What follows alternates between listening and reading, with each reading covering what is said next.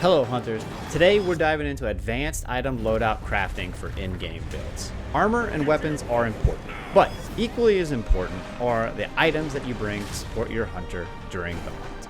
By the end of this video, you'll have a great idea on the concept and rationale that goes into in-game item loadout crafting and a specific build for a very popular in-game monster. So hunters, I'm Ajax, and let's get started with those builds.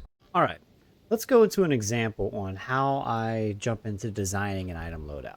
So let's start with picking the monster and saying, okay, we're gonna choose, let's say AT Velkhana, all right?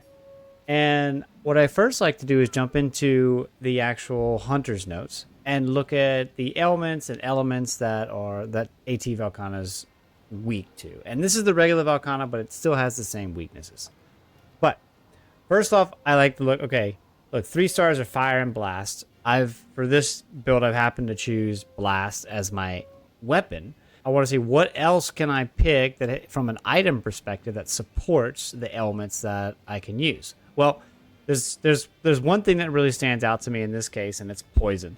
Velkhana is 2 stars to poison. So having something that does poison damage will actually help me move along the fight a lot better. And that's how I like to look at this physiology section, because it gives me understanding or what can I do outside of just fighting the monster with my weapon, and what can I do from an item support standpoint that will help create and cause more damage, shortening the hunt. Now, once that's done and look through, I want to call out going into like items and how to pick your items. And if you're watching this video, it's most likely you're looking for a little help. So I have one rule of thumb, and that's always focus on survivability over damage. A lot of builds you can have both, but you're limited on space. So when you're limited on space, especially in these higher level hunts and bringing items, focus on the survivability and items that help heal you, and then bring extra items that help supplement that damage, because you're not going to be able to do the damage if you're not alive. Jumping into the actual items that I like to use for my Velkhana build. So if you've seen my basic loadouts video, there's a lot of these come standard in basically the in-game tier, which I talk about at length in that video. But we're going to cover how exactly I think about this from an AT Velkhana standpoint, since that's an example monster, and how I want to approach survivability versus damage. Now, this first row that you'll see on the items, I'll have my standard mega potions, as well as max potions. The mega potions are there for just healing. The potions are there for actual crafting, which you can use the honey later on in that to actually craft more mega potions if needed. And then the max potions is the important part. AT Velkhana attacks fast, and you need to heal fast. And max potions are just 1 bite. So I prefer them so much over mega potions, especially during the hunt itself and whenever attacks are just kind of flailing around. So I like having max potions primarily and building the rest of my loadout around that. So the next couple items help me support that. So you can only start with 2 max potions, but having mega nutrients as well as mandragora allows me to craft 5 more max potions, which brings my total up to 7 max potions. And then, because I have a discrepancy of 5 between mandragora I can carry and mega nutrients, I also bring the crafting materials for mega nutrients, which are nutrients and honey, therefore allowing me to craft 5 more mega nutrients and then 5 more max potions. And I'll go over how to actually do this crafting on the fly in the later part of this video. But basically, that brings my total up to 12 max potions for 1 hunt. And let me tell you, for AT Velkhana, especially in the early days, regardless of if you have team members or doing it solo, you're going to need all the healing you can get. So bring as much as you can from a max potion standpoint, because it's very quick healing. And it's 1 bite versus having to drink a potion while walking around. Now, the last thing on the items on the top row, which are around survivability, are the Dust of Life. And this comes into play with, it's just an extra healing item that you can use, but it also heals your partners if you're not hunting alone. I think that is extremely helpful, but you can also use it individually as well. Now, moving on to the next row, I like to call this my traps and ailments row. You can put Velkhana to sleep. Therefore, I always bring my Palico with a sleep weapon that eventually gets like 1 sleep. So you wake him up, Mega Barrel Bomb does a ton of damage. As we learned going through the Hunter's Notes, Velkhana has 2-star weakness to poison. So while I don't have a poison weapon, and I want to double down and it's like, okay, my Palico is working on sleep, I can poison AT Velkhana fairly easily by just tossing poison bombs, because the strategy for her is just to be straight up on the monster. You don't want to give AT Velkhana a lot of distance.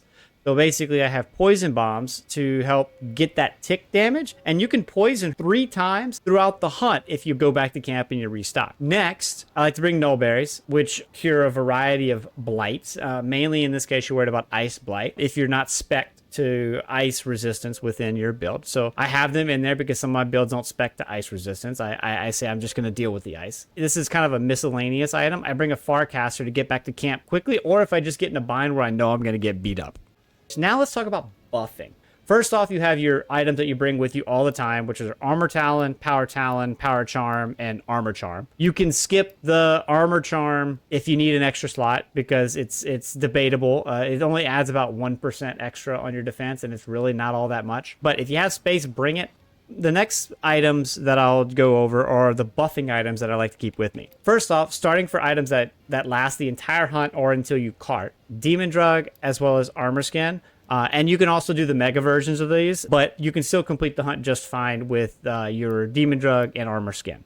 Then, to help increase my damage in 3 minutes of spurts or 180 seconds, however you want to look at it, I bring Might Seeds and Demon Powder that stack upon each other. So anytime I'm going to go in for a big damage portion, I just quickly eat a Might Seed, and then I do a Demon Powder, which helps buff myself again and my teammates if they're around me. So basically I have stacking buffs for attack from the Demon Drug, the Might Seed, and the Demon Powder.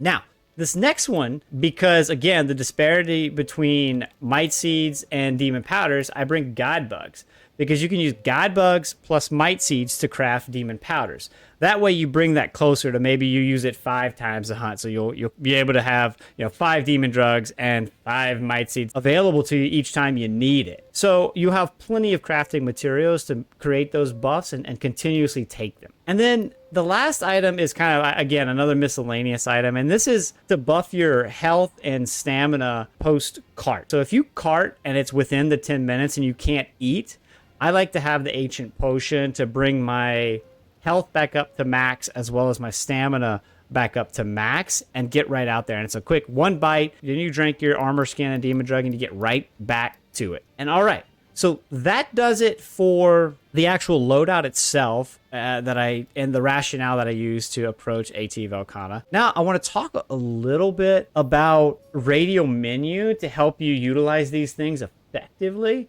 So let's go into the section, and this you'll see common and is customized for everybody. It's your own thing, but I also, to make more items on the fly with all the crafting that I talked about from the loadout perspective, I like to have a crafting wheel that just completely brings back all of my items when I need it. So like I said, I want to have Mega Potions to be able to craft. Then I want to have Max Potions that use Mega Nutrients and Mandragora. And then when I'm out of Mega Nutrients, I have Mega Nutrients to craft. Additionally, when I'm out of Demon Powder, I can just pop over, use my Radial Menu, craft all my Demon Powder. And this crafts all of them at once. You can select, actually, and let me show you. You can select whether or not you want to craft 1 by 1 or all at a time.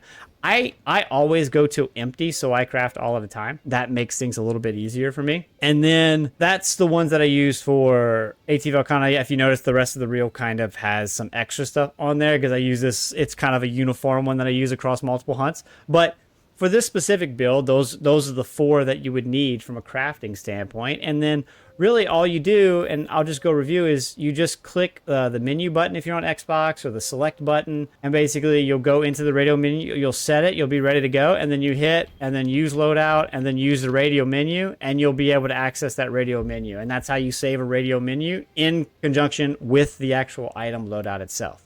So A lot of these concepts, especially the survivability versus damage, can be applied to all the high level or in-game hunts. And then where a lot of the variety stands is in these specialty items like the mega barrel bombs, the poison smoke, the null berries. Those depend probably on the monster you're actually fighting.